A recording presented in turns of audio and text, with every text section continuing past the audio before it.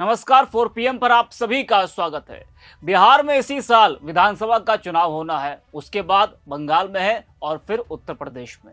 ये तीनों राज्य सभी दलों के लिए महत्वपूर्ण है। खासकर बीजेपी तीनों राज्य को जीतने के लिए सभी जतन कर रही है। विपक्ष का आरोप है कि हिंदू मुसलमान कर बीजेपी चुनाव जीतने का प्रयास कर रही है। कई बार देखा गया है कि चुनाव से पहले कुछ नकारात्मक घटनाएं सामने आने लगती हैं, जैसे सांप्रदायिक तनाव, धार्मिक विवाद और कुछ मामलों में हिंसा तक। ऐसा प्रतीत होता है कि जैसे चुनाव नजदीक आते हैं, कुछ शक्तियां समाज को बांटने में सक्रिय हो जाती हैं। यह प्रवृत्ति भारतीय लोकतंत्र के स्वास्थ्य के लिए गंभीर खतरा बनती जा रही है। अब फतेहपुर में जो हुआ, पुलिस के सामने जिस तरह से उपद्रवियों ने कानून की धज्जियां उड़ाई, मकबरे में घुसकर तोड़फोड़ की, मजार को तोड़ा, भगवा झंडे लहराए और पुलिस खड़ी तमाशा देखती रही। पुलिस की हिम्मत नहीं पड़ी कि संभल की तरह यहां भी लाठी चलाई जाए। अब समझ नहीं आता कि पुलिस की लाठी क्या सिर्फ गरीबों के लिए है या दिखावे के लिए है। बता दें कि फतेहपुर के आबूनगर में नवाब अब्दुल समद के मकबरे को 11 अगस्त को भीड़ ने तोड़ दिया, जमकर तोड़फोड़ की। खास बात यह कि इससे एक दिन पहले सबका साथ सबका विकास का नारा देने वाली पार्टी बीजेपी के जिला अध्यक्ष मुखलाल पाल ने प्रशासन को खुले तौर पर धमकी दी थी कि हिंदू संगठन के लोग मकबरे में जाकर पूजा पाठ करेंगे। बीजेपी नेता ने दावा किया था कि यह मकबरा कभी मंदिर हुआ करता था और अंदर एक शिवलिंग भी मौजूद है। बीजेपी जिला अध्यक्ष के ऐलान के बाद ही भीड़ जुटी और जमकर हंगामा हुआ।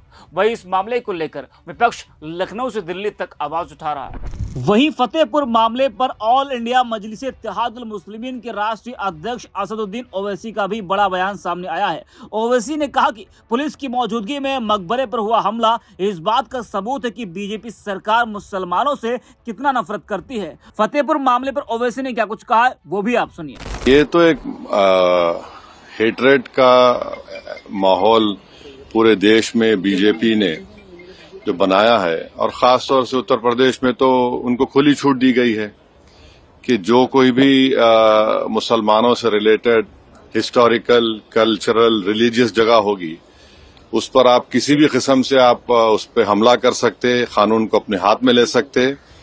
और उत्तर प्रदेश की सरकार आंखें बंद कर लेगी, कानें बंद कर लेगी।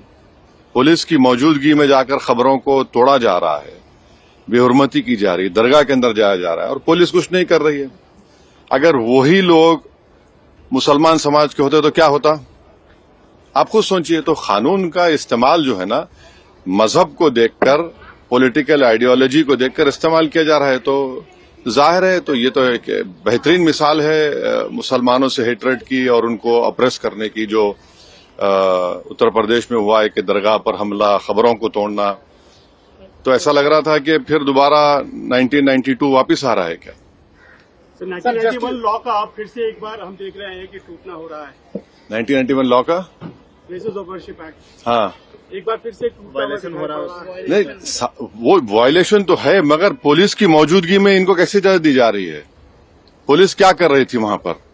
पुलिस के सामने खबरों को हमला तोड़ा जा रहा है, नुकसान किया जा रहा है, दरगाह के अंदर घुसकर उसकी तकद्दुस को पामाल किया जा रहा है।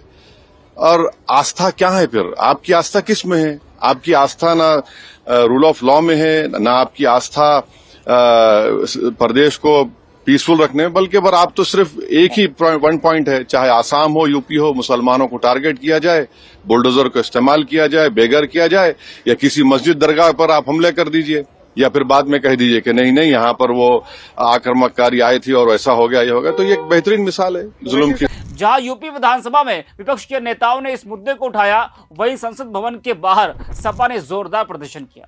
हाथ में पोस्टर लेकर सपा सांसदों ने फतेहपुर मामले को लेकर भाजपा को घेरा। सपा सांसदों के हाथों में जो पोस्टर था, उसमें लिखा था कि फतेहपुर की धरोहर पर हमला, लोकतंत्र पर हमला है।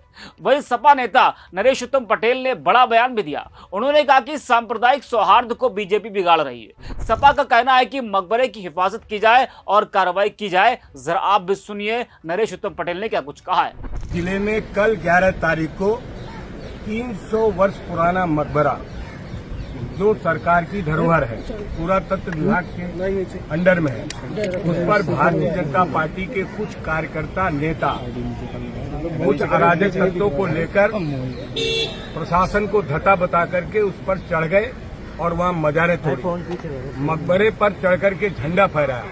वो सांप्रदायिक सौहार्द को बिगाड़ने का काम भारतीय जनता पार्टी लगातार कर रही है, क्योंकि भारतीय जनता पार्टी महंगाई रोकने में, भारतीय जनता पार्टी बेरोजगारी रोकने में, भारतीय जनता पार्टी किसानों मजदूरों की फसलों की लूट रोकने में कामयाब नहीं हो पाई है। इसलिए लगातार सांप्रदायिक सौहार्द को बिगाड़ करके भारतीय जनता पार्टी ने कल बहुत ही निंदनीय कार्य किया है फतेहपुर लोकसभा उत्तर प्रदेश में। समाजवादी पार्टी के राष्ट्रीय अध्यक्ष माननीय श्री अखिलेश जी ने कल ही संज्ञान लिया है और सरकार की तरफ से रात में FIR हुई है कुछ कार्यकर्ताओं पर, लेकिन अभी तक कोई कार्रवाई नहीं हुई है और न वो जो मकबरा में मजारें थी उनको ठीक किया गया है। समाजवादी पार्टी की मांग है कि उस मकबरे को सुरक्षित रखा जाए और दोषी लोगों के ऊपर कड़ी कार्रवाई की जाए।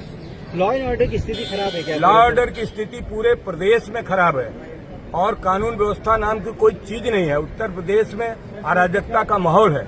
वहां पर हर तरीके का भारतीय जनता पार्टी द्वारा सांप्रदायिक सौहार्द को बिगाड़ करके वो केवल वोट की राजनीति करते हैं और समाज में सामाजिक विषमता फैलाने का काम करते हैं, जिससे आज पूरे प्रदेश में विकास अवरुद्ध हो गया। सर, इस पूरे घटनाक्रम को लेकर समाजवादी पार्टी के एक नेता को आप लोगों ने कार्रवाई की, क्या समाजवादी पार्टी का कोई कार्यकर्ता उसमें शामिल था, उस पर तत्काल कार्रवाई की गई है। तो देखा और सुना आपने। वहीं आपको बता दें कि कांग्रेस ने फतेहपुर में मकबरे में तोड़फोड़ किए जाने की घटना को लेकर सरकार को घेरा है। प्रदेश अध्यक्ष अजय राय ने कहा कि फतेहपुर हिंसा राज्य सरकार की लापरवाही के नतीजे। कांग्रेस प्रदेश अध्यक्ष अजय राय ने कहा कि फतेहपुर हिंसा राज्य सरकार की लापरवाही का नतीजा है। फतेहपुर गंगा जमुनी तहजीब के लिए देश भर में मशहूर है। भाजपा नेताओं ने सत्ता की हनक व पुलिस के दम पर यहां की गंगा जमुनी तहजीब पर दंश लगाने का काम किया है। फतेहपुर पुलिस प्रशासन भाजपा के दबाव में काम कर रहा है, जिससे आरोपियों को बचाया जा सके। अजय राय ने आरोप लगाया कि फतेहपुर के भाजपा जिला अध्यक्ष मुखलाल पाल ने मकबरे को तोड़ने के लिए भीड़ को जुटाया। भाजपा नेताओं की नजर मकबरे के नाम पर दर्ज 11 बीघे जमीन पर है। जमीन पर भाजपा संरक्षित भूमाफिया प्लाटिंग कराना चाहता है। वहीं आपको बता दें कि बहराइच के महसी विधानसभा इलाके के रामगांव में कुछ मुस्लिम युवकों पर आरोप है कि हनुमान जी का झंडा उखाड़कर उल्टा लटका दिया, साथ ही नीम के कई पेड़ काटे गए और चबूतरे को नुकसान पहुंचाया गया। इस मामले को लेकर पुलिस ने 14 मुस्लिम युवकों को गिरफ्तार किया, लेकिन वहीं फतेहपुर मामले में अभी तक कोई गिरफ्तारी नहीं हुई। पुलिस ने 10 नामजद और 150 अज्ञात लोगों के खिलाफ केस दर्ज किया है। FIR में अभिषेक शुक्ला, धर्मेंद्र सिंह, आशीष त्रिवेदी, विनय तिवारी, पुष्पराज पटेल, पप्पू सिंह चौहान, प्रसून तिवारी, ऋतिक पाल, अजय सिंह उर्फ रिंकू लोहारी और देवनाथ धाकड़े का नाम है। जब कल विधानसभा में बीजेपी मंत्री फतेहपुर के आरोपियों का नाम पढ़ने जा रहे थे तो योगी जी ने रोक लिया था। किसी अपराध के होने के बाद पुलिस का क्या फर्ज होता है, पहला मामला दर्ज हो और दूसरा गिरफ्तारियां हो। हालांकि यूपी पुलिस का शायद अलग ही नियम यहां पर देखने को मिला।